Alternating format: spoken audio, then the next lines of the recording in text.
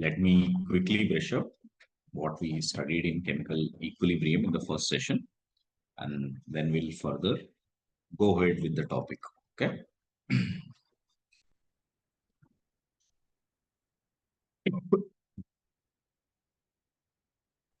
The first thing we learned was two type of reactions: irreversible and reversible reactions.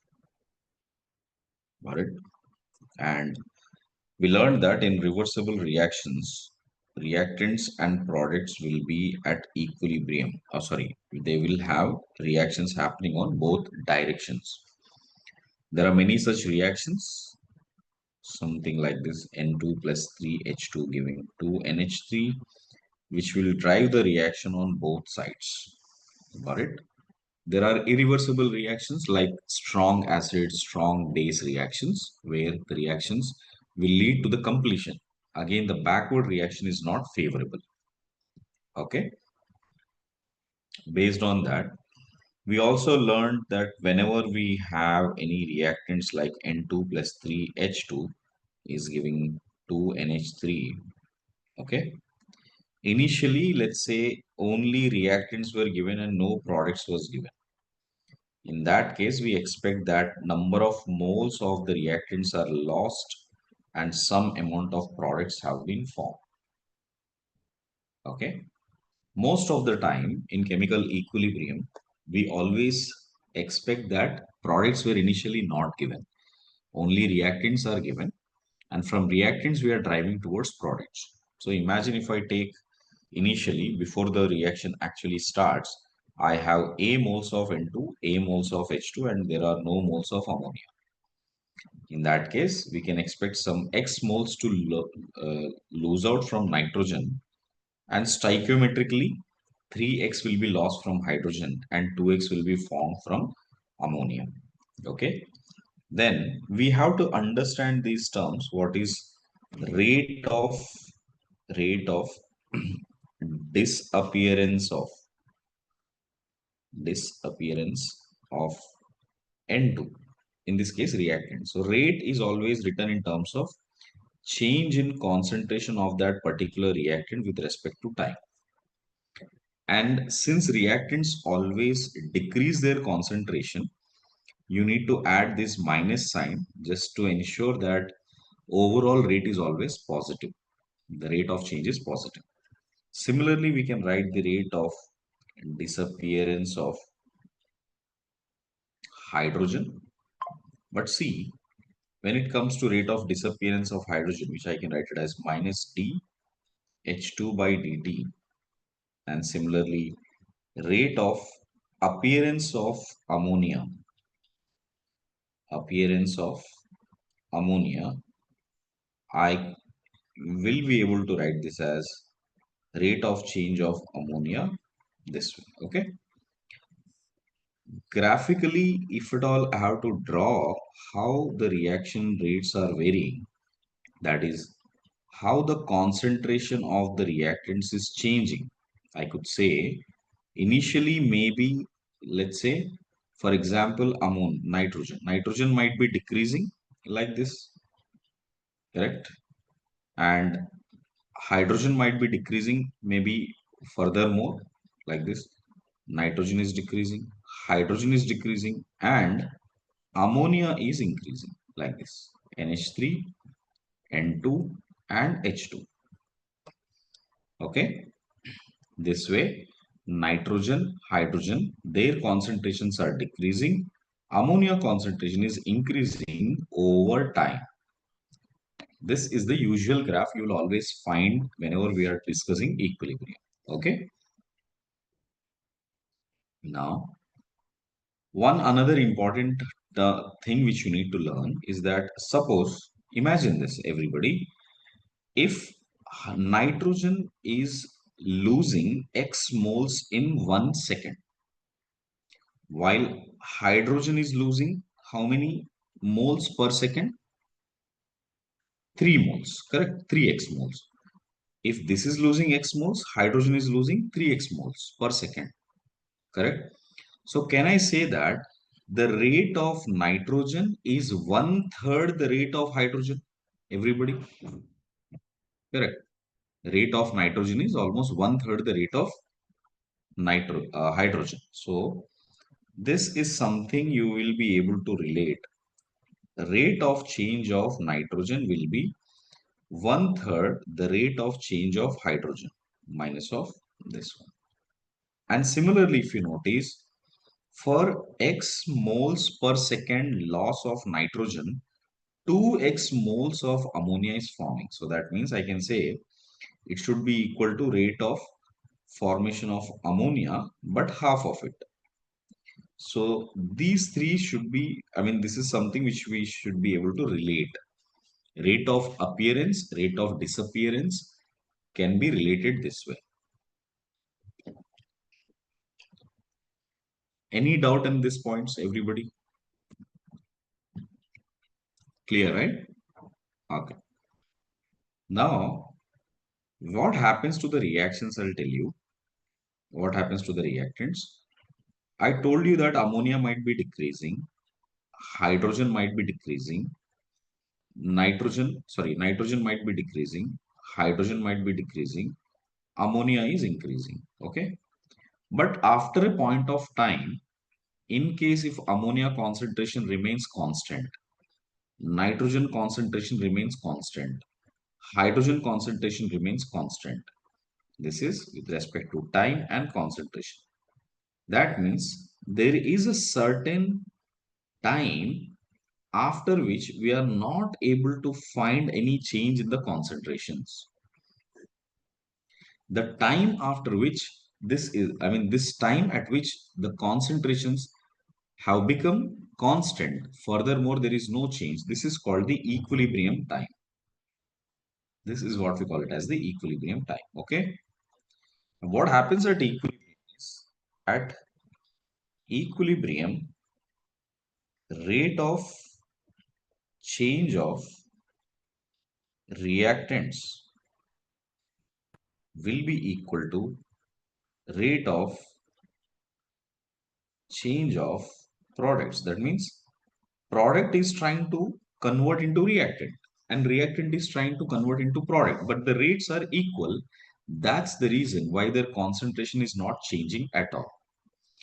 Now, if the same graph, if at all I put it in terms of rate, how does it look like now?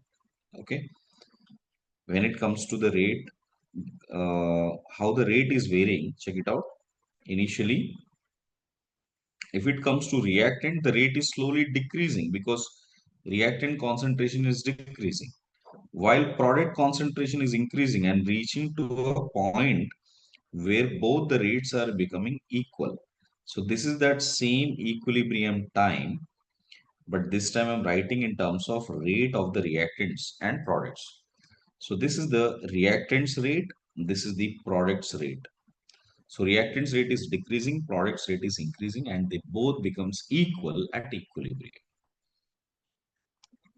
Okay, this is the sense of equilibrium. Everybody, please understand what exactly is equilibrium. Equilibrium is that situation where the rate of reactants and rate of products becomes equal. This is where we take directly one derivation. This is an empirical derivation. Okay, the empirical form is called law of mass actions. Law of mass action, and we learn as per law of mass action, rate in the forward direction, because equilibrium drives in, I mean, the reversible reactions drive in forward and backward. So rate of forward direction will be, some constant into, that constant is also a forward constant, into concentration raised to power of coefficients, coefficients of reactants, and rate of backward will be equal to concentrations coefficients to the power of coefficients y. This is the reactant concentrations, this is the product concentrations, which means suppose if I have a general reaction, A plus B is giving C plus D, and it is achieving an equilibrium. Okay. So at equilibrium, you will notice that first rate of forward direction can be written as Rate constant in the forward direction into concentration of A power A, B power B. This is what we can be able to write this for reactants. Similarly, for backward reactions, rate constant in the backward reaction into C raised to power of C and D raised to power of D, right? I should be able to equate these two. So at equilibrium, rate of forward is equal to rate of backward. So I will get this as K forward into A raised to power of A, B raised to power of B is equal to K backward into C raised to power of C and D raised to power of D. Now this constant K forward by K backward is what we define as an equilibrium constant, which stand out to be concentration of the products raised to power of their coefficients by concentration of the reactants raised to power of their coefficients. Okay, this is what we call it as the equilibrium constant. Okay, this is what we discussed last time. Please let me know if there is any kind of, you know, doubt or if you have any issue in understanding this part. Everybody, clear?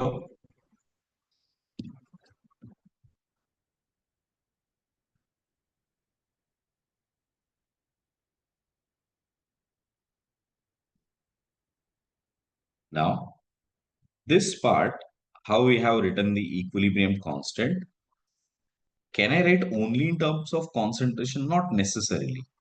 If these reactants and products were actually gases, if they are gases by chance, because there are certain reactions where there are only gases, in that case, the equilibrium constant, if you are representing in terms of partial pressures, then we call that as Kp. And Kp will be equal to partial pressure of, C raised to power of C into partial pressure of D raised to power of D divided by partial pressure of A raised to power of A into partial pressure of B raised to power of B. This is what we write it as Kp. And in fact, for gases, the best part of gases is you can write them in terms of concentration also. You can write them in terms of pressures also. Why is that so? Notice that most of the gases we uh, assume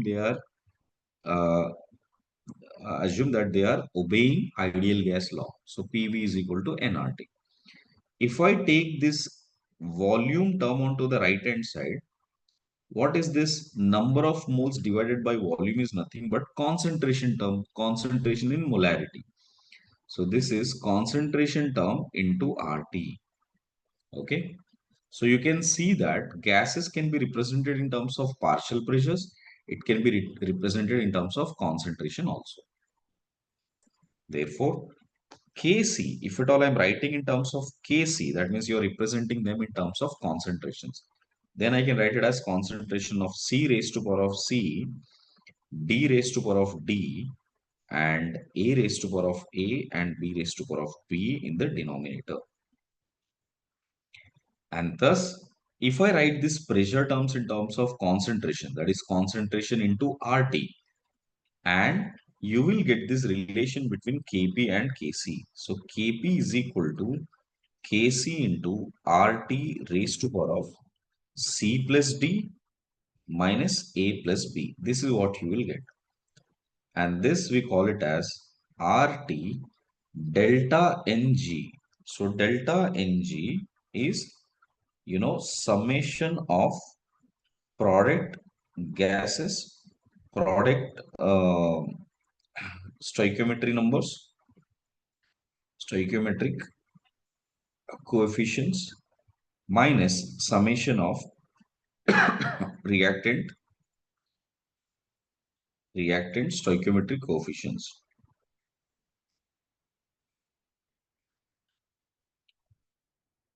Got it? This is delta Ng. So this is how we will be relating. So the formula Kp is equal to Kc into RT raised to power of delta Ng is something which we'll be using quite often. Okay. So I think the generic form is clear, everybody. This is what we discussed the other day as well.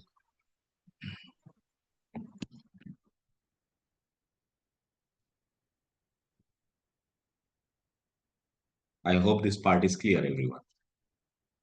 Yeah.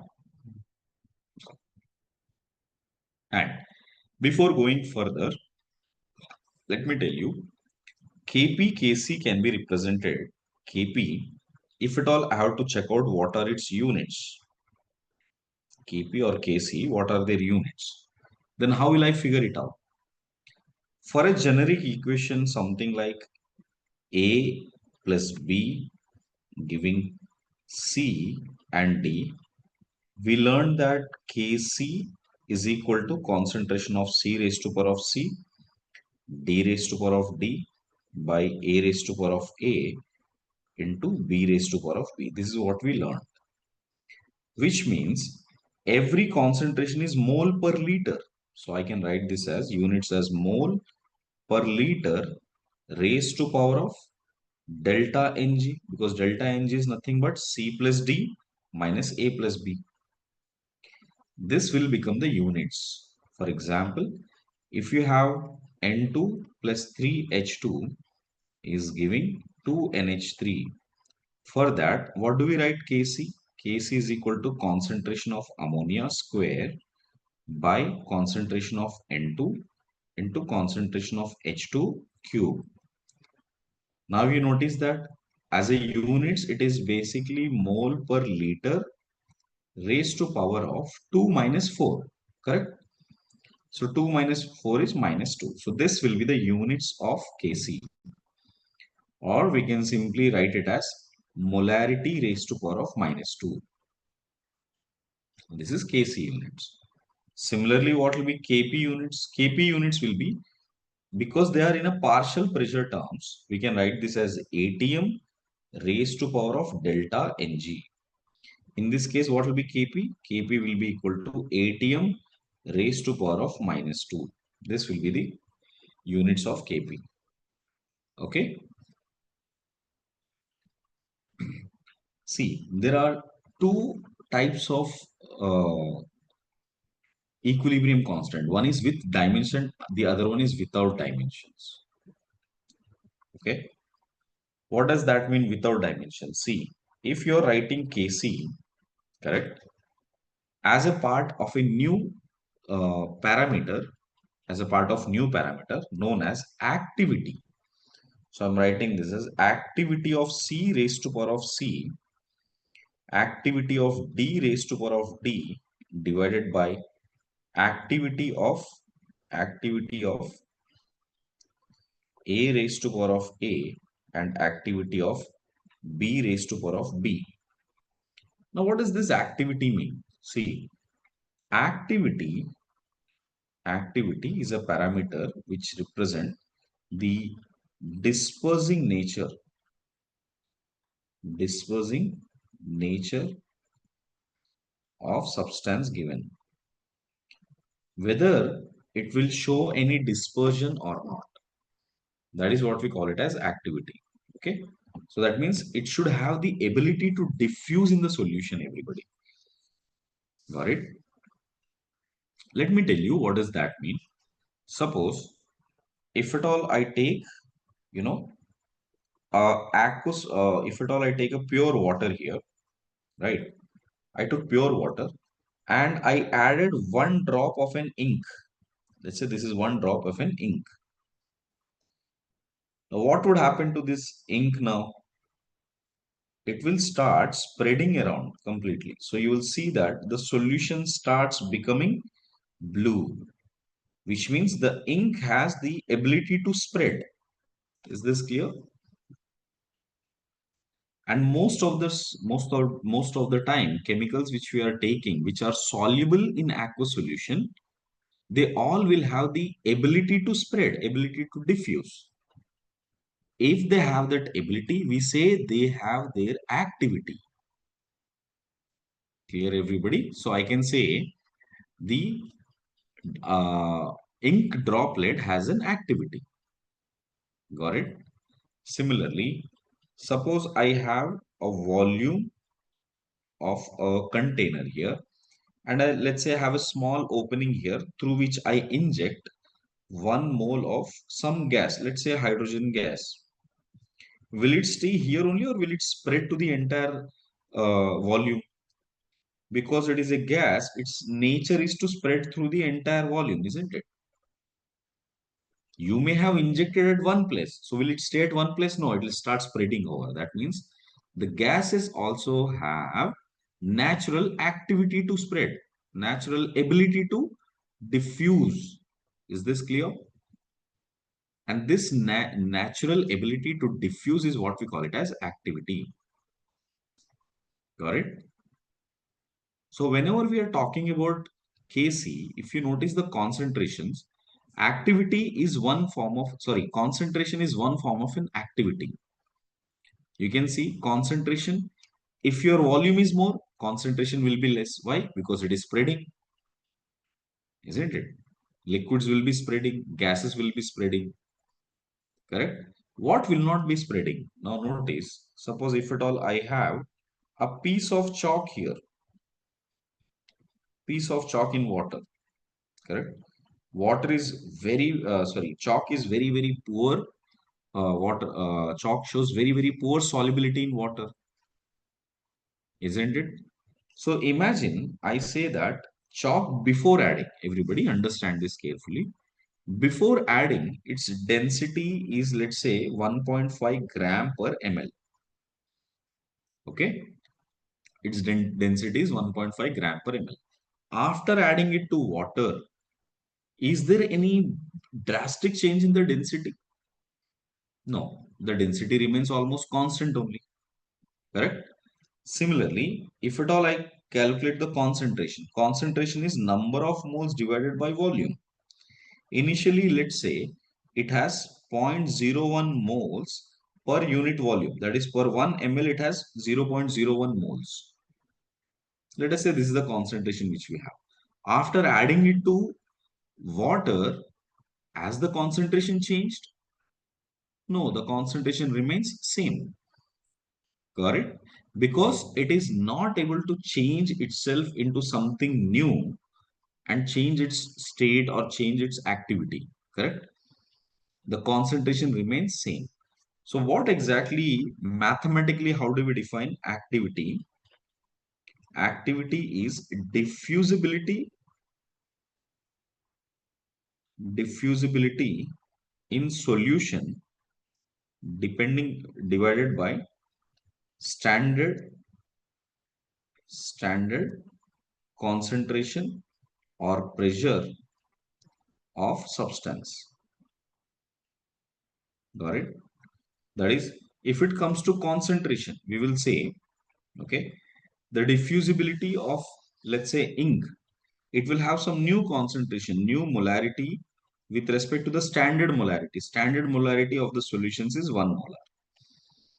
Got it? So this will be the concentration or activity of an ink. While if it comes to activity of a chalk piece, correct? When it comes to activity of a chalk piece, initially also it is 1 molar, at standard condition is also it is 1 molar. It is not changing. Got it? So since activity of substances like chalk, that does not change, we always assume that to be one, unity. Okay? So the activity of solids, pure liquids remain always unity. Everybody. So we assume that there is no change in their concentrations, there is no change in their pressures. So we say their activity is always one. Activity is only changing for the substances which has the power to diffuse themselves, which has the power to disperse themselves. Clear? Now what I'm trying to come across is this one. Check out. Suppose if at all I have something like calcium carbonate solid and I have calcium oxide solid and carbon dioxide gas. This is how the equilibrium equation has been achieved. Then if at all I have to write the K equilibrium, or for that matter, if I write in terms of concentration, I am supposed to write this as calcium oxide solid. Just a second. 1 second.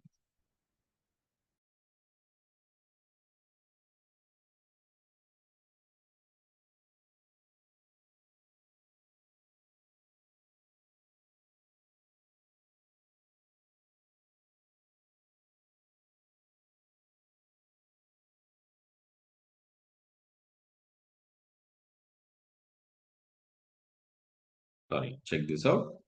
So we are supposed to write this as concentration of calcium oxide into concentration of carbon dioxide divided by concentration of calcium carbonate. But you notice this one thing, that for solids their diffusibility doesn't change. They always remain the same. Therefore, we always take this as unity. So we always take it as 1 into concentration of carbon dioxide by 1. So simply Kc will be concentration of carbon dioxide because gases will have the diffusibility. There is no problem with that. Similarly, if you write in terms of Kp, I will have to write this as partial pressure of calcium oxide into partial pressure of carbon dioxide divided by partial pressure of calcium carbonate. Of course, solids will not have any pressure as such, correct? They will not impart any partial pressure. So again, I'll take activity as 1 into partial pressure of carbon dioxide by 1. So it is simply partial pressure of carbon dioxide when it comes to Kp. Okay. But since, like I said, I'm doing it in terms of concentrations and pressures, they are all always with respect to their standard conditions. So concentration of carbon dioxide with respect to 1 molar, concentration of pressure with respect to 1 atm. Okay. If you do that, that Kp and Kc can become dimensionless. So that's what I meant. Kp and Kc are dimensionless quantities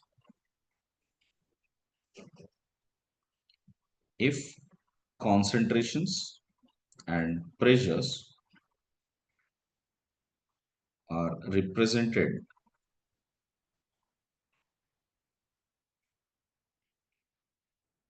in terms of activities. So this would always help in solving problems whenever you have questions where you have, solid given or a pure liquid given. You will always use this. Let me quote few more examples here. Suppose I have Hg2Cl2. Okay, this is a solid plus plus uh, let's say OH minus aqueous. This is OH minus aqueous, and let's say this is becoming Hg2HgO. I take 2 moles here, 2 moles of this. So that will become, sorry, 4 moles. 4 moles here. So that will become 2 moles of HgO in the liquid form plus 2 moles of H2O in the liquid form and 2 moles of, and what do we have here? Cl minus. 2 moles of, let's say, Cl minus, like this. Got it? So imagine this is how we have. This is in aqueous form. So what does this mean here? You can notice that this is solid, this is liquid, pure liquid. This is pure liquid. Pure liquids and pure solids, they do not have any activity, or rather I would say their activity is 1. So here the activity is 1, activity is 1, activity is 1. So Kp, if I write in terms of Kc, it is simply Cl minus concentration square divided by OH minus concentration here. So this can be written as OH minus concentration square.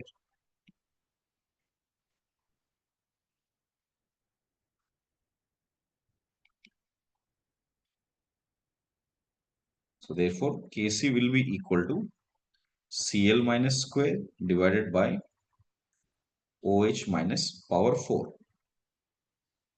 This will be the Kc value. If I write in terms of Kp, of course, I can't write anything because there are no gases at all. So it can be only written in terms of Kc. I hope all of you got some gist of or some understanding of what is activity. Yeah. So wherever we have pure liquids and pure solids, do not consider them into the equation or simply write them as one, whether it is in terms of pressure or whether it is in terms of concentration. Okay. Now, before going further in terms of usage or where we use it as an application, let us do two simple questions. I suggest all of you do along with me. Check it out. We have been given 5 moles of H2, 5 moles of I2 vapors taken in 10 liters capacity volume. Determine the number of moles of H2, I2 and HI at equilibrium. Kc value is given as 49. Kc value is given as 49. Okay. In such cases, first you imagine what could be the reaction here. Of course, H2 and I2, if they are been making any reaction, it has to form HI only. So first write that. So H2 gas plus I2 gas. He said vapors. If you be careful, he said vapors, not solid. So gas, it is in equilibrium with 2HI gas. That means now you write time t equal to 0. We have 5 moles and 0. Because there was no mentioning of HI, we assume that it must have been 0. Then at equilibrium, we notice that this will become 5 minus x, 5 minus x, and this will become 2x. Got it? And now concentration will become 5 minus x by V, 5 minus x by V, and 2x by V. These are the concentration terms. Hence, Kc value will be equal to Hi concentration square divided by H2 concentration into I2 concentration. So, which is equal to 2x square divided by 5 minus x multiplied by 5 minus x. That into volume term, if you notice, it is getting cancelled because 2x by v square and denominator will also producing v square. So those two will get cancelled. Hence, we will have this equation as 4x square by 5 minus x whole square. That is given as 49. So we can take the root on both sides. So we can get this as 2x by 5 minus x is equal to 7. Okay. So on working out, we will get x is equal to 35 by 9. X we will get it as 35 by 9. And what would happen to number of moles of HI then? HI will be equal to 2 times of 35 by 9. These are the number of moles. Number of moles of H2 will be equal to 5 minus 35 by 9. 5 minus 35 by 9. And that would be equal to 10 by 9, which is same as number of moles of I2. Again, this is a very, very standard, simple JEE mains question where you will be given the Kc or Kp value and asked to calculate the unknown reactant or product.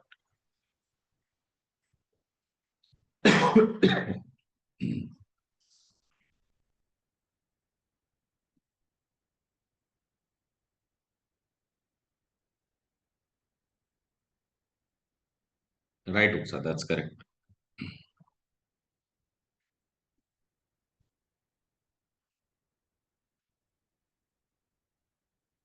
Can I go ahead, everybody? Is it done? Right. See the next question on a similar lines. Okay. I'm doing this question just to make sure you get comfortable with, writing out the equations and how the algorithm to be built up. Same question you can see, similar type of question. 2 moles of PCl5 are taken in 10 liters container. You need to find Kc and Kp at temperature is given. Equilibrium concentration of Cl2 is being given. So you start with 2 moles here. So T equal to 0, 2 moles, 0 and 0. And at equilibrium, there must be some X moles lost and X moles formed on the product. Okay. And 2 minus X by V is the concentration, X by V is the concentration, and X by V is the concentration for this reactants and products. It has been said that X by V, the concentration of chlorine is given as 0.124. So what should be X? Okay. The container volume is 10 liters. So that means X should be equal to 1.24 moles. Correct. So if I put those values back here, 2 minus 1.24 moles divided by volume, which is 10. And this is concentration already given 0.124 and 0.124, which is already given to us. Therefore, we can write Kc is equal to 0.124 whole square divided by 0.76 by 10 is what you would get. And working out on that, you will get Kc value as 0.2. Now I got Kc, but my question should be about Kp. How do I get Kp?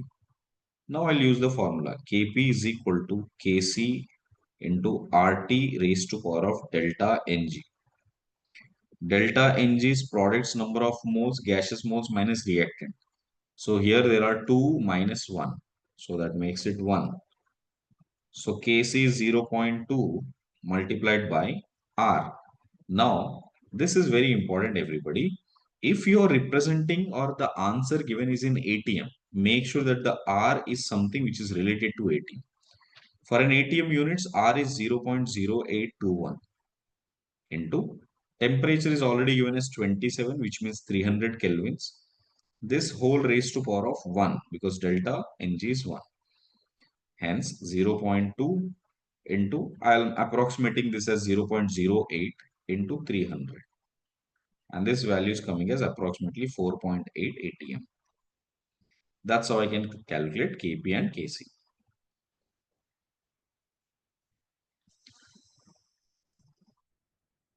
I guess the idea is clear, everybody, how to use it, how to use Kp and Kc.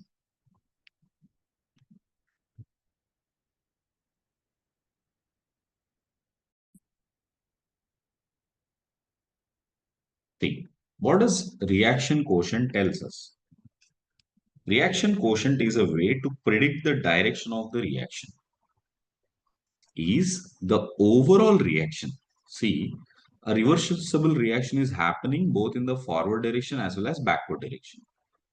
Imagine that like this. In the forward direction, if the reaction is going with 5 molar change per liter per second, 5 moles per second is the change in its rate. Backward, it is going 2 moles per second. So overall, as a net rate of the reaction, it is forward. Got it? So this is predicting. So I can say now the reaction is moving in the forward direction. If the backward reaction is, let's say, 10 units, forward reaction is only 2 units, then I can say the net reaction is in the backward direction. If both the directions, I mean, if both the sides, the rate is equal, then we say the reaction has achieved equilibrium. Okay. And this can be always predicted based on QC. That means QC is exactly the same way how you write it the Kc value. Okay, Kc is also product's concentration divided by reactant concentration. But Kc can be written only at an equilibrium time. What about at all other times? At all other times, when the equilibrium has not achieved, if you are still writing the similar ratio of products by reactants, that is called reaction quotient. Clear? So, if you have this equation, general equation given, then reaction quotient QC will be equal to concentration of C raised to power of C, D raised to power of D, and A raised to power of A into B raised to power of B. Okay. If I have to, explain that more, graphically here, let me tell you. Suppose if you check out the time here, how does the QC vary? See, QC would go something like this. Got it? It might go something like this. Correct? It might start with somewhere here also. Okay. But have you noticed all of these points are approaching at one particular place? That is this one. And this point is what is KC is.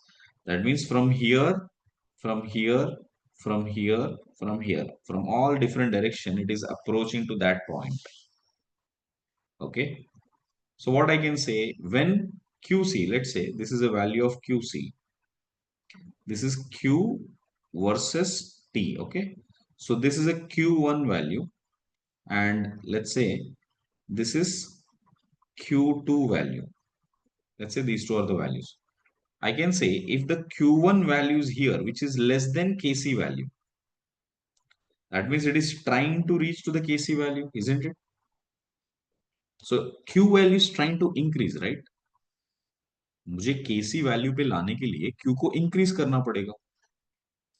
Tell me with this ratio, how can I increase QC? By increasing the product concentration and decreasing the reactant concentration. Barabar? Everybody?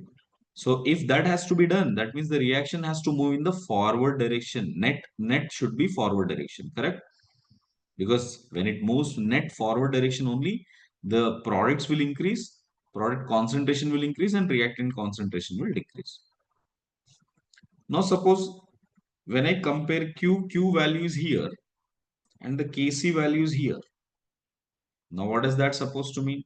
Q value is greater than Kc means I have to, if at all I have to come to Kc value, Q has to decrease its value. Kc is a fixed value. Kc doesn't change. Only Qc can keep changing. So if Qc has to reach towards Kc, then it has to decrease its value. How can it decrease in this ratio? By decreasing the concentration of the products and increasing the concentration of the reactants, which means the net reaction should be backwards. Got it? I hope all of you understood this logic.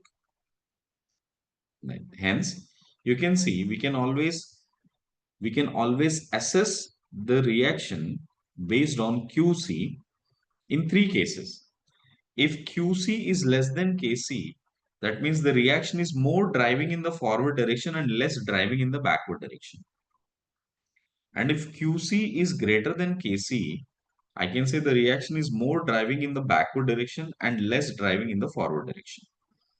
And finally, if it reaches Q is equal to Kc, then we say the reaction has achieved or at equilibrium right now. I guess this part is clear, everybody. Okay. So wherever you see QC, remember that it is a ratio of products to reactants similar to equilibrium constant, but at any time. It may have achieved equilibrium or it may not have achieved equilibrium at all those times. If you are finding out that ratio, we call it as QC or QP. Achha, the same, if you are comparing with KC, then you write it as QC. If you are comparing with KP, you write it as QP. That means you are writing in terms of partial pressures. Clear? Now, let us understand the dependency of temperature for equilibrium constant. Okay, how equilibrium constant is dependent on temperature. See, equilibrium constant does not vary just because we are changing pressures or volumes. Equilibrium constant only change when the temperature is changed. In all other cases, equilibrium constant is a constant term that will not change with the other factors, adding reactant, product, increasing pressure, decreasing pressure, increasing volume, decreasing volume. They will not affect the value of Kc or equilibrium constant. Okay. Now, although we have done this in thermodynamics, let me try to reconnect. these terms again. What is Gibbs free energy? If you do recall, it is the energy of a system which can be converted into useful work. A system may have, let's say, a system contains some X kilojoules of energy, out of which I may not be able to extract all the energy and convert that into work done. The only amount of energy that you can convert into work is what we call it as Gibbs free energy. Correct? So do remember this terminology. Gibbs free energy means useful work done. How much is the amount of energy that you can extract to convert into useful work done? Then I'm using this energy term, right? Energy of the system. Energy of the system always refers to the total heat content. Remember that? Total heat content. And in thermodynamics, we learn total heat content is termed as enthalpy. Okay? Enthalpy H. Got it? And Gibbs free energy is written as G. And another term, every system, right, will have some amount of uh, randomness in them. If it is a gas, very high randomness. If it is a liquid, relatively moderate. If it's solids, the randomness will be less. But nevertheless, in all these three cases, randomness is common. Got it? And that randomness varies with respect to temperature also. Of course, if you are maintaining some gases at a high temperature, it will expect it to have high randomness. Correct? So this randomness multiplied by temperature factor, that is called a stored energy. Okay, so I'm introducing one more term. TS. TS is called stored energy.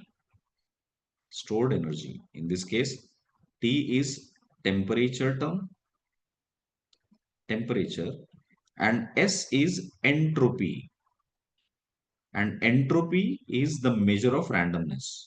Entropy is a parameter which is used to find the or measure the randomness. Measure of randomness. Again, for this topic, you don't have to worry too much about thermodynamics. Mainly, you got to recall these three terms. That's it. Enthalpy. That's why I'm rewriting the definition. Enthalpy means total heat content. T into S is called stored energy, where T represents temperature, S represents entropy. The product is what is stored energy, and S means measure of randomness, which is entropy. Okay. And you know that mathematically,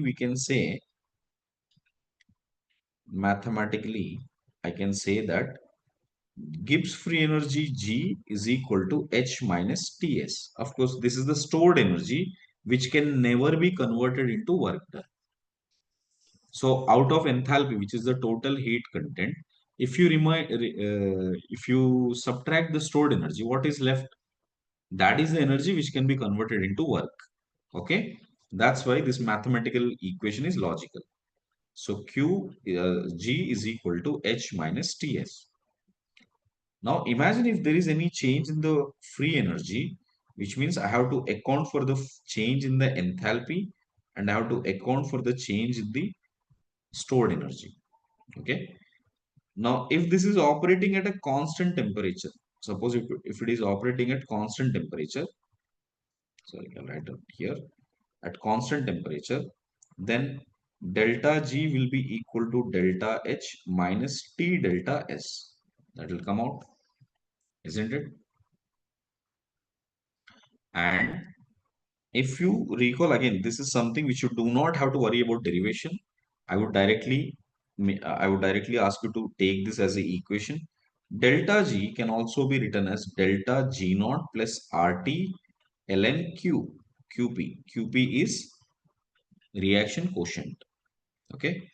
This formula, I would request all of you to please directly remember this. Do not worry about how we got it. Okay. That in case if you want to go check out in the thermodynamics part, but as of now in this chapter we do not have to worry about how we got that. But let me explain the term. What does that mean? Okay, what it means is See, if you are operating any reaction like a generic equation like A plus B, and imagine all of these are gases. Okay. You might ask, sir, हमेशा gas क्यों ले रहे हो? Why not other liquids? See, gases are easy to explain because gases पे आप explain कर सकते हो, उसको generalize कर सकते हो liquids पे. Because gases partial pressure पे भी लिख सकते हो और concentrations पे भी लिख सकते हो. Okay? That's why we always explain everything in terms of gases first. Okay? And let me put us a very simple way of defining this. Delta G of a reaction. In fact, uh, any energy term for a chemical reaction is being produced because of some energy difference in the product and reactant. It could be any form of energy, everybody. It could be enthalpy, it could be entropy form, it could be free energy, internal energy, work done, everything.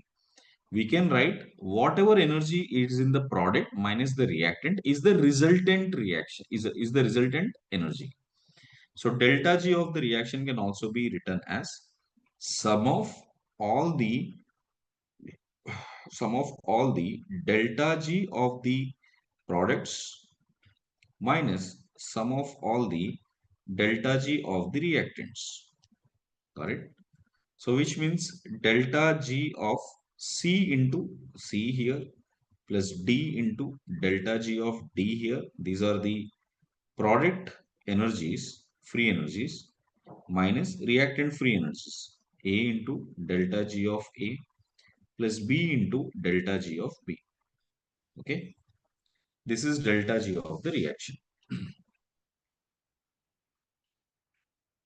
Clear?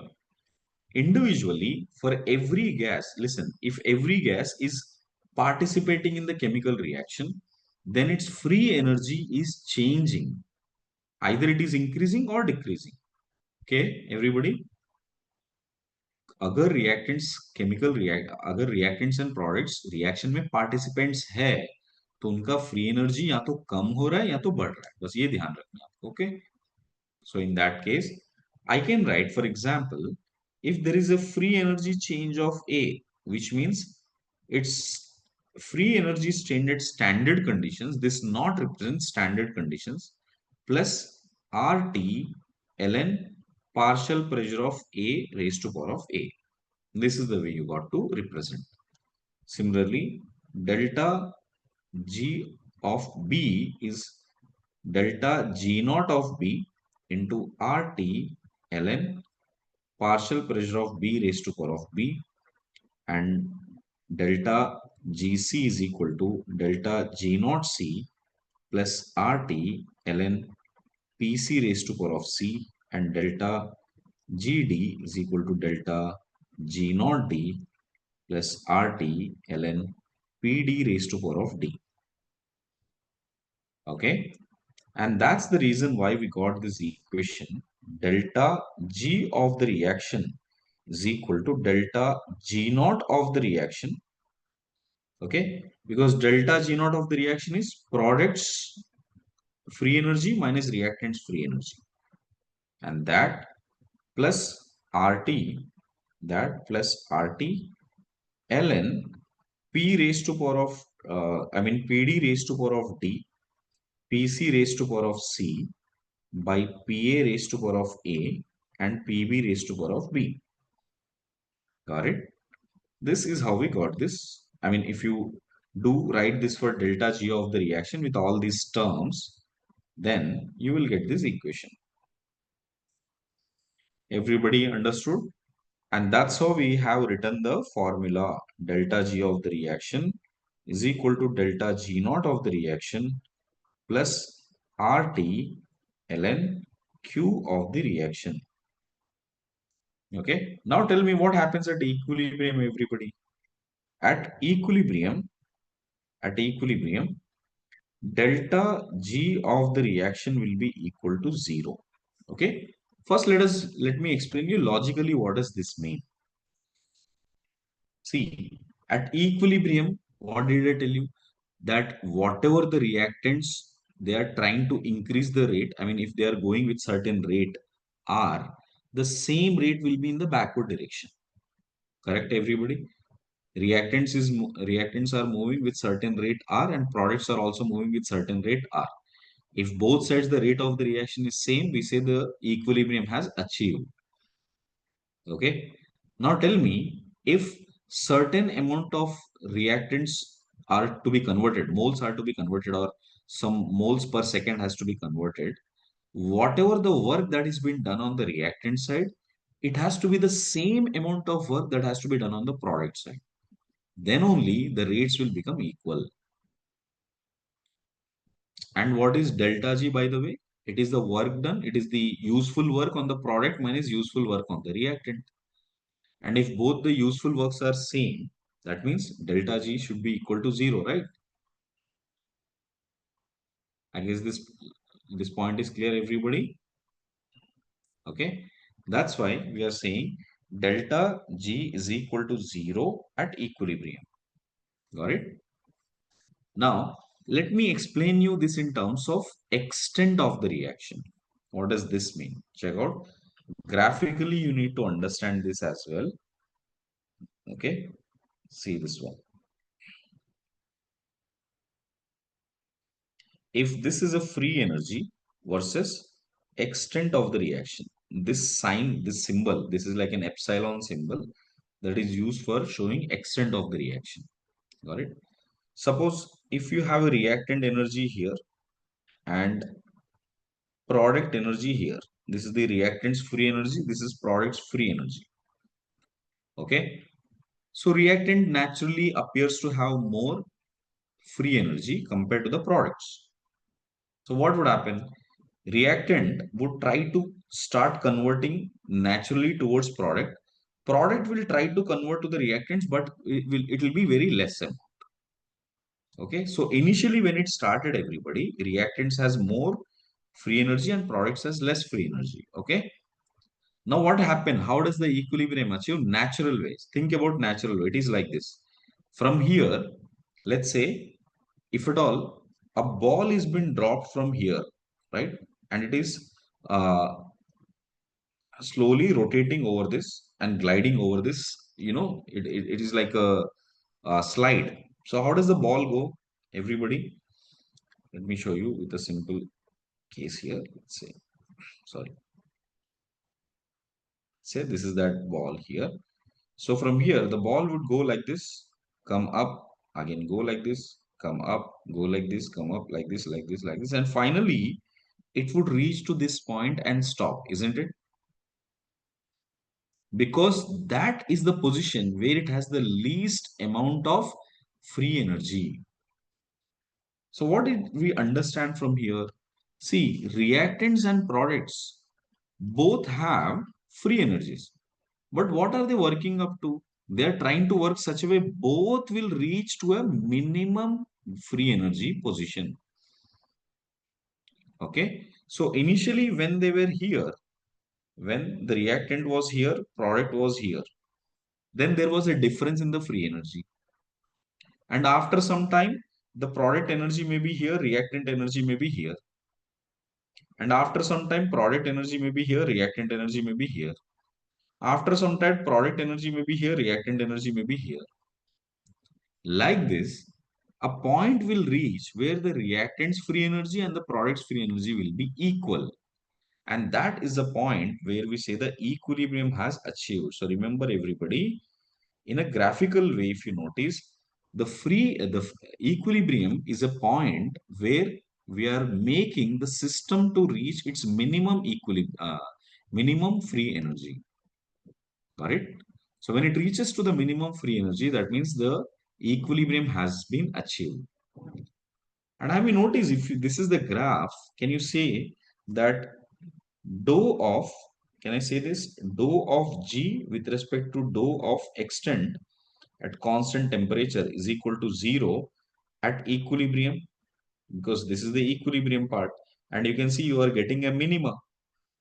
Okay, for any function, if you are getting a minima or a maxima, what should happen to its differential value? It will become 0, isn't it? That's what I have written. So any change in the free energy, right?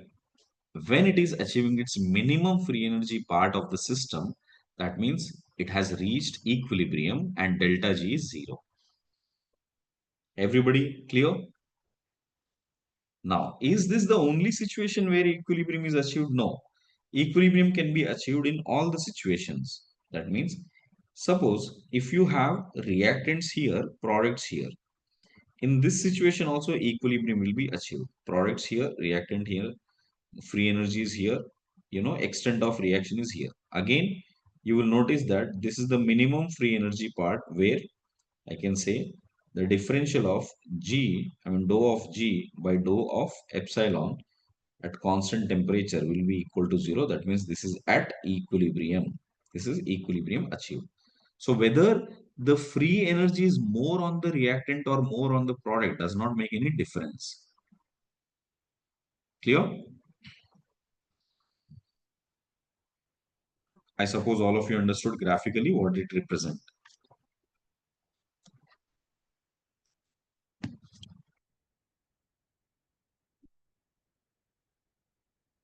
Now notice, if you are writing at equilibrium, we learned that delta G is equal to 0. So if delta G is equal to 0, what will be delta G naught of the reaction? Delta G naught of the reaction, that is at equilibrium, will be equal to minus RT ln Q. Okay, sorry, Q has become Kp. Qp has become Kp now. Because at equilibrium, this is what we learned, Qp will become Kp at equilibrium. Got it?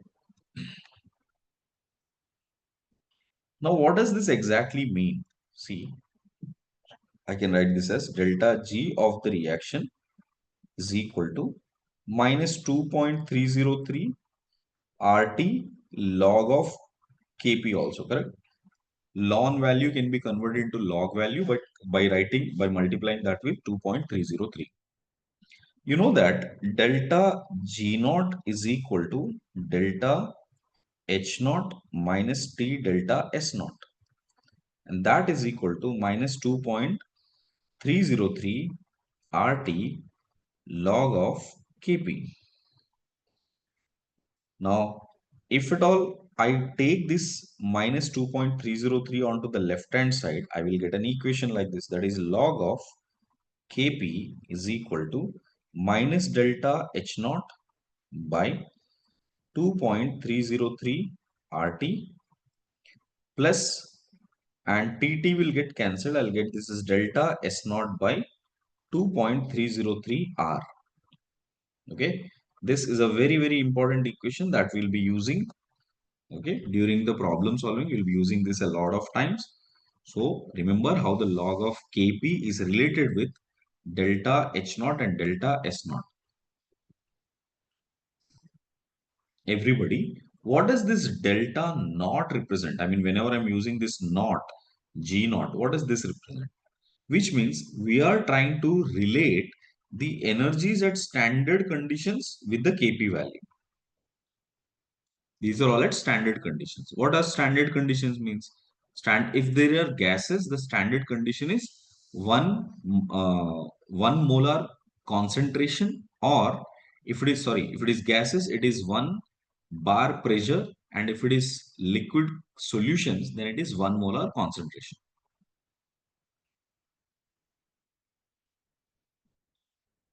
Clear? Okay. In simple terms, if at all I have to explain it, imagine like this. I'm just trying to give you a practical idea about what is delta G naught exactly represent. Suppose, imagine I have a container in which I took N2 gas of 1 bar pressure, H2 gas of 1 bar partial pressure, N2 NH3 gas of 1 bar partial pressure. Initially, I took this, okay, and I you know, left them in that so that they can react with each other, okay. They can react with each other that way, and it might go in the forward, backward direction anyway, correct. Now, Notice after some time, if the ammonia concentration has decreased by let's say zero point 0.8 and this is decreased by let's say zero point 0.5. I'm just guessing, okay? Don't take it literally. Let's say this is decreased and let's say this is increased by some zero point 0.2 units and this has become 1.2. Now what does that mean? It means that the reactants, correct? The reactants concentration or reactants pressure has decreased, the product's pressure has increased. That is, if you consider this reaction as N2 plus 3H2 giving 2NH3, that means at standard conditions, like when you take 1 bar, 1 bar and 1 bar, the reaction is mostly driving in the forward direction. Correct? So for that, if you calculate the delta G, that delta G calculation is called as delta G naught. I guess all of you understood this point. Got it? And this delta G naught can be related with the Kp. Kp can be achieved at any point. It is not necessary we have to take 1 bar, 1 bar and 1 bar. You can take it at 2 bar, 3 bar, 5 bar. It doesn't matter because Kp is constant as long as the temperature is constant. Clear? But we are able to relate this delta G naught with the Kp value. Clear, everybody? Right. Now, notice this. If delta G naught is something which we know, we can, because we know that there is a relation with enthalpy and entropy, we can relate with that as well. Now, suppose, see in our proceeding, what we consider, because these delta H naught and delta S naught are calculated values at a constant temperature, which is 25 degrees Celsius. So they remain constant. Their value does not change. Delta H value changes. Delta S value changes. But delta uh, H naught or delta S naught values, right? They remain constant, right? Just a minute. So now delta H naught value, delta H naught, delta S naught, they does not depend on temperature term. So they are constant. Hence, if you write log K2, that is at some temperature, I can write it as delta H naught by 2.303 R T2 plus delta S naught by 2.303 R. Similarly, if I write del log of K1, that will be equal to minus delta H naught by 2.303 R T1 plus delta S naught by 2.303 R. Basically, I'm writing the same K equation at two different temperatures. Subtract these two, log of K2 minus log of K1. Then you can see this delta S 2.3 term will get cancelled and I will get delta H naught by 2.303 R as a constant value, that into 1 by T1 minus 1 by T2. This is what I'll get is the difference. Correct? Hence, this can be represented as a simple equation log of K2 by K1 is equal to delta H naught of the reaction divided by 2.303 R into 1 by T1 minus 1 by T2. Okay. And this is what we call it as Van 't Hoff's equation. Van 't Hoff's equation. So Van 't Hoff's equation is used to figure out how the equilibrium constant changes with respect to temperature. Got it? We learned that log of K Kp is equal to minus delta H naught by 2.303 RT plus delta S naught by 2.303 R. This looks very familiar like a equation of a straight line y is equal to mx plus c. So if at all I plot this equation, where I take it as log of Kp versus 1 by T, correct? We might end up getting two types of lines here. One line going this way, one line going this way. Why? Because whether the line will go this way or whether the line will go this way depends upon the sign of delta H naught. Usually, you will always notice that delta S naught is positive most cases. So I'm just writing it as mostly. So this is always a positive y-intercept. This is that y-intercept. But if it comes to slope depends upon this one. Delta H naught minus delta H naught by 2.303 R. That is the slope. Now, if the slope is positive, that means this delta H naught has to be negative, right? Because that's the way I can make this term as positive. So, first case I will get it as if if delta H naught is negative, then slope is positive. Then slope is positive. Correct? So this is the side where delta H naught is negative. And second, if delta H naught is positive, then slope is negative. Then it is negative, which is this one. Delta H naught is greater than 0. If delta H naught is less than 0, we call it as exothermic reaction or exothermic change. If it is delta H naught is positive, it is called endothermic change or endothermic reaction. Got it? What did we notice from here? There are two conclusions that we are getting.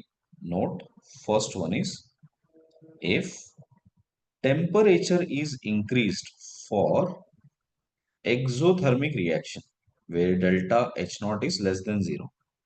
If temperature is increased, what is happening to the K value? Can you notice that it is coming backward? I mean, it is coming to the lower value of K because this direction is the increasing K value.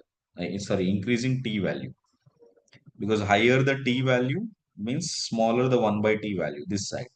So this side is the increasing T value. So as the temperature is increasing, you can see that K value is actually decreasing. So that is, as temperature increases for exothermic reaction, we can say Kp value decreases. As a Kp value is decreasing means where is the reaction moving? The reaction is going in the backward direction. Hence, reaction is shifting towards backward direction. Towards backward direction. Okay. Similarly, one more note what we will get as the temperature is increasing, and imagine if this is endothermic change. If it is endothermic change, delta H naught is greater than 0. Then Kp value is actually increasing. Kp value is increasing. Hence, the reaction is moving towards forward direction. The shifting towards forward direction. Sorry. Shifting towards forward direction. So from here, can we say something? If you want a product yield to increase, suppose you have a chemical reaction happening, आपको product अच्छे से चाहिए, ज़्यादा product बनाना है. So in that case, what we will do? First, we will always assess whether the reaction is exothermic or endothermic. Okay. If the reaction is endothermic, you will operate the reaction at a high temperature. Because when you operate at high temperature, product formation is more. Because Kp value is increasing means it is going more in the forward direction. Clear, everybody? Similarly, if you want in a chemical industry, if you want your reactants at some point of time, you want your reactants to stop or its production should be halted. Then what you should do? If it is an exothermic reaction, you operate at high temperature. If you want high production and it is exothermic, you operate at low temperature. Okay. So accordingly, you have to mold based on whether the reactions are exothermic or endothermic.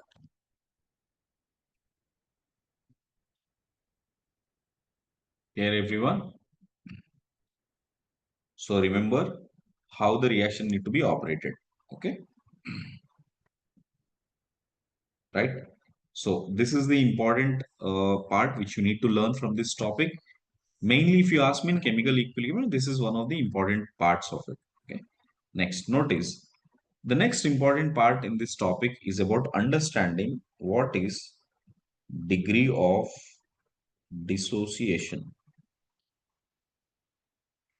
Degree of dissociation alpha. If you recall, we have already learned this in mole concept. Got it? But again, let me explain you term by term what does that mean. Alpha is defined as how much amount, how much amount of reactant, how much amount of reactant lost while making the reaction divided by amount of amount of reactant at the initial amount or initial amount of reactant initial. So initially how much was the amount? Okay.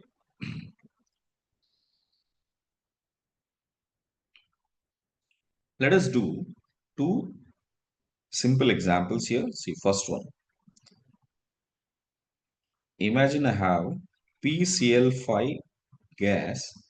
It is dissociating into PCl3 gas plus Cl2 gas. What do you mean by dissociation? Okay. If reaction is dissociation, that means product moles, product moles must be must be greater than reactant moles, greater than reactant moles, and which you can clearly see here that reactant is 1 mole, product are 2 moles. Okay. So if we have at time t equal to 0, imagine I have given A moles of the PCl5 and there are initially no moles of PCl3 and Cl2. And at time t equal to t, that means after certain time, let's say some x moles of PCl5 is lost and I get x moles and x moles here. How do I define the alpha value here? Alpha is equal to, see this one. This is the amount lost. X is the amount lost divided by the initial amount. The initial amount is A. So X divided by A. So X will be equal to A alpha. So let me write down that A minus A alpha and A alpha. This is the first part you have. Correct? And remember alpha is dissociation. So it should always be less than 1. It is because X can never be, greater than A. It will maximum be equal to A. That means it is 100% ionized. 100% dissociated, sorry. Okay. This is in terms of moles, everybody. This is representation in terms of moles. Now the same can be represented in terms of pressures. That is, at T equal to 0, let us say this is having a PCl5 having a partial pressure P or P naught initially. At T equal to T, I can write it as P naught minus some Y, and this is becoming some Y amount of ATM pressure and here Y amount of ATM pressure. So in that case, how do we define alpha now? Again, alpha can be defined as Y divided by P naught. So Y is equal to P naught into alpha. So again, you can write it as P naught minus alpha P naught, and this is alpha P naught and alpha P naught. Correct? So same alpha, I could write that in terms of moles or in terms of partial pressures. Likewise, I can write that in terms of concentration also. Initial concentration, let's see, it is C naught. And let's say at after time t, the concentration has changed by some Z units. So this will become Z and this will become Z. So how do we define alpha now? Alpha will be equal to Z divided by C naught, or Z is equal to C naught alpha. So this can be written as again C naught minus C naught alpha, C naught alpha and C naught alpha. Okay. As per the question, whatever the question is being asked, if the question is asked in terms of Kc or Kp, accordingly, whichever it is the useful alpha that you will use. If you have to use in terms of moles, the first one, partial pressure, second one, concentration, the third one. Okay. The other terms, what we need to know, apart of this, way to write, we need to learn another term. What is that? What is vapor density? These are all something which we learned in, mole concept. We are just trying to recall them. What is vapor density of a gas, everybody? Vapor density of a gas is density of a gas with respect to density of hydrogen gas at constant temperature and pressure. Okay. This is called vapor density. By definition, this is what it meant. And you know that PV is equal to nRT, correct? And PV is equal to nRT can also be written as PM is equal to DRT, where D is the density of the gas. Hence, density of a gas is directly related to molar mass of the gas. Okay. Therefore, vapor density of a gas can be related as density of a gas divided by molar mass of a gas, molar mass of a gas divided by molar mass of H2 at constant temperature and pressure. And molar mass of H2 is, 2. So we can simply write it as molecular mass by 2. So this is how we relate vapor density of a gas with respect to molar mass. Okay. I think all of you are clear with these terms, right? How we are relating vapor density, how we are relating, and everything else. Now let's try to understand. Right here, I have written it already. One second. Yeah. See. Now let us try to understand what is the relation for Kp and alpha. How do we relate Kp and alpha? Okay. Another term is total pressure. So suppose if the same equation is given, I need to represent that in terms of Kp, alpha and total pressure. How do we relate these three? Correct. So what I can do, I can start with the moles term. Okay. I would suggest all of you to do along with me now. Check it out. I have this equation. Our objective is to relate P total, Kp and alpha. Okay. So how would I do that? T equal to 0. This is A, 0 and 0. Correct.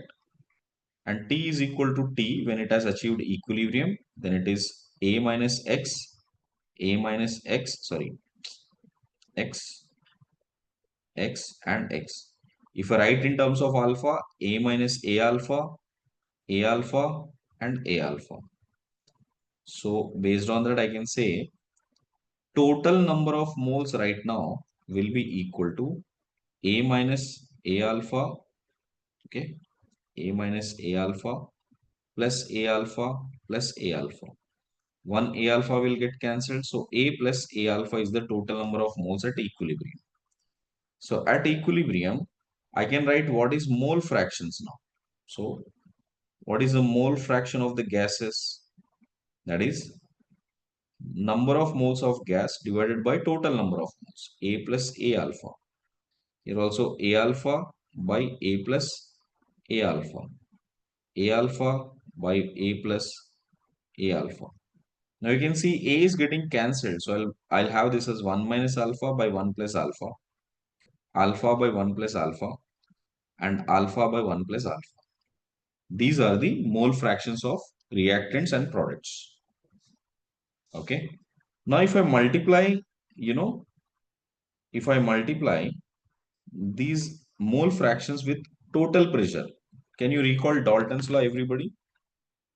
Dalton's law of gases, of partial pressures.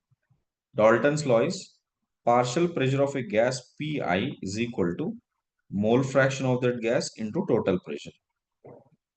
Correct? I'm sure all of you can recall that. So that is what I'm writing. Partial pressure is equal to mole fraction 1 minus alpha by 1 plus alpha into P total. Alpha by 1 plus alpha into P total. Alpha by 1 plus alpha into P total. So this is the total pressure what we got. Now I got partial pressures. If I know the partial pressures, can we calculate Kp, everybody? So Kp is equal to partial pressure of PCl3 into PCl2 divided by partial pressure of PCl5. That's what we will write, which is alpha by 1 plus alpha into total pressure multiplied by alpha by 1 plus alpha into total pressure divided by 1 minus alpha by 1 plus alpha into total pressure. You can see one total pressure term will get cancelled and I'll have alpha square by 1 minus alpha square into total pressure. This is the term what you will get. 1 minus alpha square by 1 minus alpha square by multiplied by total pressure. Okay. You can leave it like this as an equation, that is Kp is equal to alpha square by 1 minus alpha square into total pressure. You can leave it like this also. Sometimes directly the Kp expression is being asked, so you can use this way. This is the expression which you can use. Otherwise, if you have to write in terms of alpha, what would happen? You can see Kp minus Kp alpha square is equal to alpha square into Pt. So if I bring the alpha square on one side, I will get this as Kp plus Pt, and that is equal to Kp. Hence, alpha can be now represented as under root of Kp divided by Kp plus P. So this is another way of representing. This is in terms of alpha. The same equation once we have represented in terms of Kp and once we have represented in terms of alpha. I guess all of you understood how to relate this part. Okay. So you can go through it once. So notice if you have 1 mole giving 2 moles, this equation is also dissociation. So for this dissociation, please do practice in a very similar way what we did right now. Same algorithm, same steps, everybody. Check it out. So start with this one. T is equal to, you can start with this one. T is equal to 0. Let this be A and 0. At equilibrium time, let this be A minus A alpha and 2A alpha, correct? 2A alpha. So that makes the total number of moles as A minus A alpha plus 2A alpha, which is equal to A plus A alpha. So I can write the mole fractions of the ions here, I mean compounds here, A minus A alpha by A plus A alpha. 2A alpha divided by A plus A alpha. Again, A will get cancelled. 1 minus alpha by 1 plus alpha. Here, 2 alpha by 1 plus alpha. Okay. These are the mole fractions. Now write the partial pressures. 1 minus alpha by 1 plus alpha into total pressure. 2 alpha by 1 plus alpha into total pressure. Okay. We got the partial pressures. Now can we write the Kp value? Kp will be equal to partial pressure of NO2 square by partial pressure of N2O4. So partial pressure of NO2, right? What do we have here? 2 alpha by 1 plus alpha into total pressure, that square divided by 1 minus alpha by 1 plus alpha into total pressure. So if I solve that, I'm getting Kp is equal to 4 alpha square by 1 minus alpha square into total pressure. Okay, so that means you can leave this equation the same way it is given. That is Kp is equal to 4 alpha square by 1 minus alpha square into total pressure. So if you may compare this one, check it out here, this one, which is 4 alpha square minus 1 square, and here alpha square minus 1 square. So that 4 is a differential factor here. Okay. So here you will have that 4 term. And now if I write in terms of alpha, what do I get? Kp minus Kp alpha square is equal to 4 alpha square into Pt. So alpha square multiplied by 4 Pt plus Kp is equal to Kp. Hence, alpha can be written as under root of Kp divided by Kp plus 4 Pt, P total. So this is another way of representing depending upon what is being asked. So if these kind of equation are being asked where there is N2O4 is giving NO2, this is the equation which you will get. Okay, that's right, Utsa. That's correct, beta. So I guess all of you understood how to write Kp and alpha values. Now let's see this how we can relate the alpha value in terms of vapor density, because majority of your questions revolve around this only. You can find the Kp and P total value from alpha or the vice versa, whatever that is being given. Then you have to relate that with vapor density, molecular weight, and all that questions. So that's how these two equations will be clubbed. Okay. See, what is the relation between alpha and vapor density? How do we do that now? Check.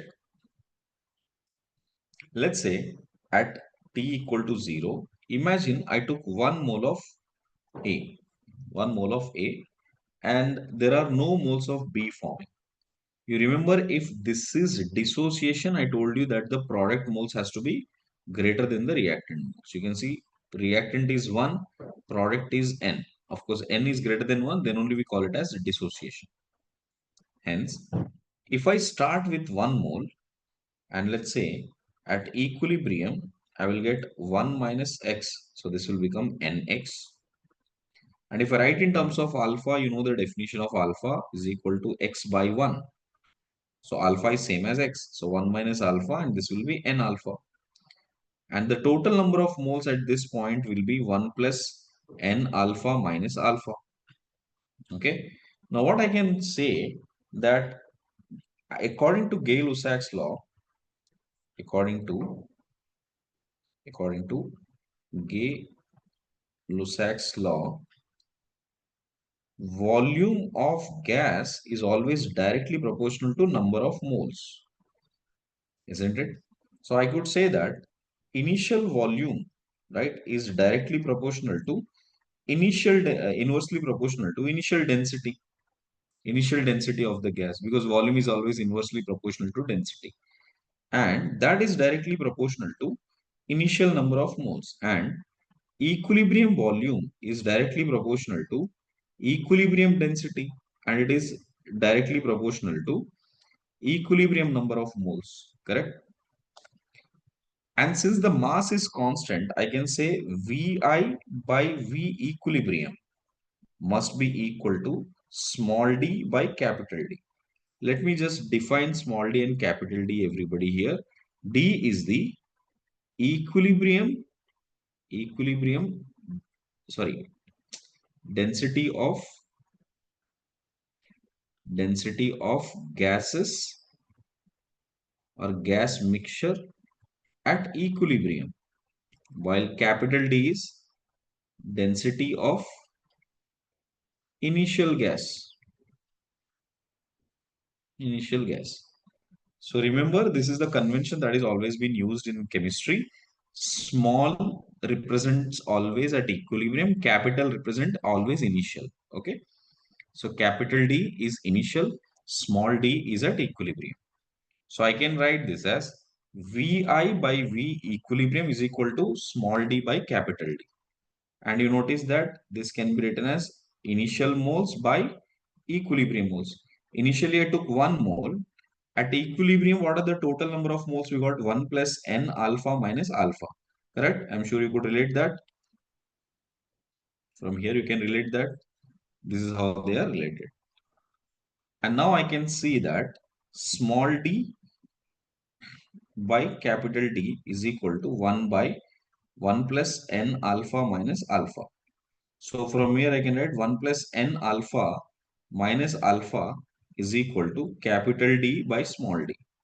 So if I take alpha common, I will get n minus 1 is equal to capital D minus small d by small d, because that 1 has to be carried on to the right hand side here. Hence, we will get alpha is equal to d minus d by n minus 1 into d. Okay. So this is the important equation that we'll be using a lot of times. Got it? Clear? So this is the relation of alpha and density. Now let me tell you, we just now we learned that density is directly proportional to molar mass of a gas. Hence, small d by capital D, capital D by small d can also be written as molar mass initial by molar mass at equilibrium. Therefore, alpha can again be written as m naught minus m equilibrium divided by n minus 1 into molar mass equilibrium. And you know that molar mass can also be written in terms of vapor density. So vapor density initial minus vapor density at equilibrium of the mixture divided by n minus 1 into vapor density at equilibrium. So whatever the data that is being given everyone, so it might be given in terms of molar masses, it might be given in terms of vapor densities, or it might be given in terms of simple densities. So you should know how to relate alpha and the other parameter. Got it? So please go through it once quickly. I would suggest you derive on it on your own again. The question given is like this. The vapor density of NO2 and N2O4, correct? Mixture, the mixture of vapor density is given as 38.3. Calculate the degree of dissociation and the number of moles of NO2 when initially 92 grams of N2O4 is being taken. Okay, so let's check how we can solve this. So the equation is N2O4 gas is dissociating into 2NO2 gas. So initially, how many moles are being taken here? 1 mole, because 92 grams means 1 mole. 1 mole is being taken. This is 0. Okay. So I can directly use this, in terms of initial vapor density.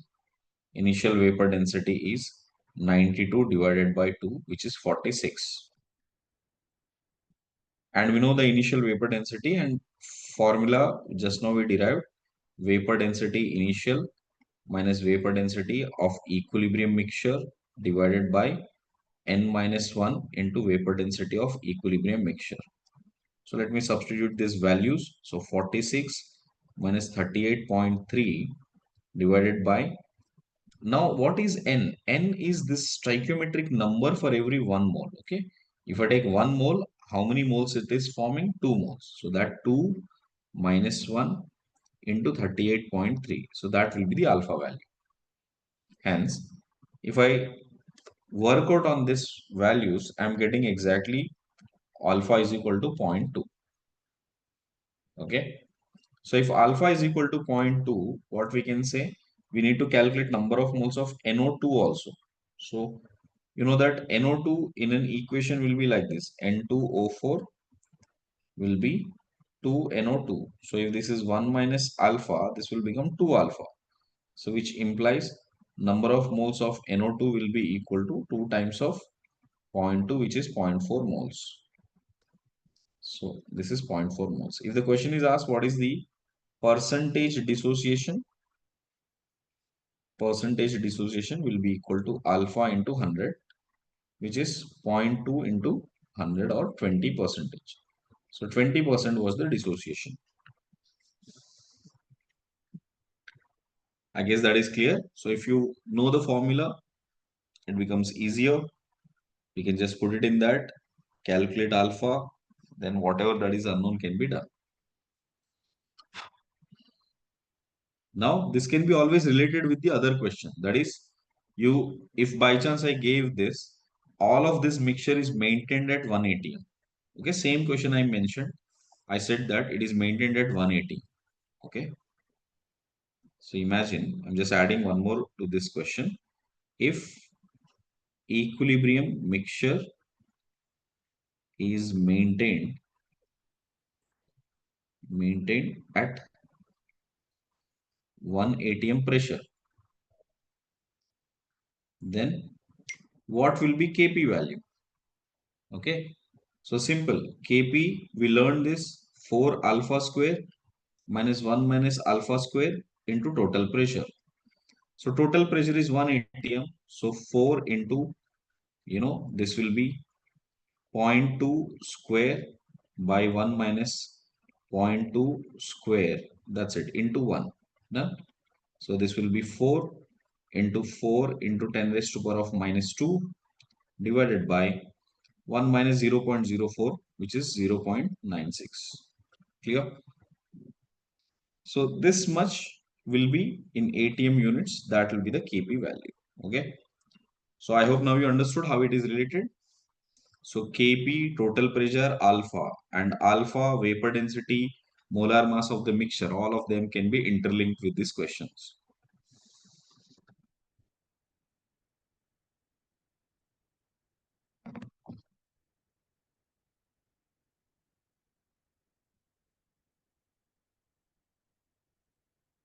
Here everyone.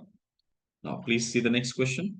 Find the molar mass of the equilibrium mixture when 25% of the ammonia is dissociated at 25 degrees.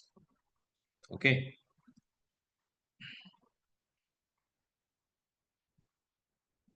So let's check this out.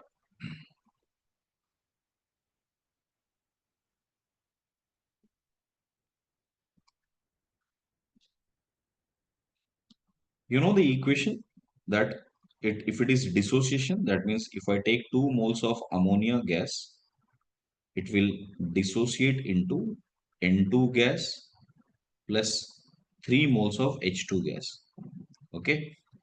Now usually students usually make this mistake thinking that on the product side we have 1 plus 3, total 4 moles. So N is equal to 4. That is incorrect. N is not equal to 4. You notice that this is for 2 moles. When I take stoichiometrically 2 moles, I'm getting 4 moles. So if I take 1 mole of ammonia, how many moles I'll get? 2 moles only. So therefore, just mention that for 1 mole of ammonia, how many moles it will dissociate? It will dissociate into 2 moles of N2 and H2. Okay. Therefore, if number of moles are 2 here, and that is N is equal to 2 here, then alpha is already given, 25% is dissociated. So that means alpha is equal to 0.25. Correct. So can we calculate the molar mass of the equilibrium mixture? So you know that alpha is equal to m naught minus m mixture is divided by n minus 1, right, into molar mass of the mixture. So let me just substitute this value. So 0.25 is equal to ammonia molar mass is 17 minus molar mass of the mixture divided by 1 into molar mass of the mixture. Okay. So we just need to check, we just need to take this, calculate what is the X value, molar mass of the mixture value. And this is coming at almost 17 by 1.25, which is 13.6 gram per mole. This will be the molar mass of the mixture.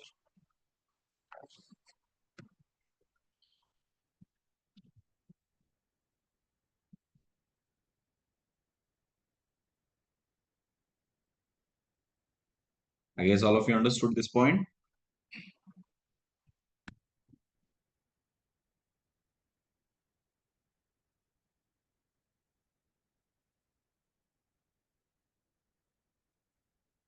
So what is Acha, talking KP about the first one, earlier question, right?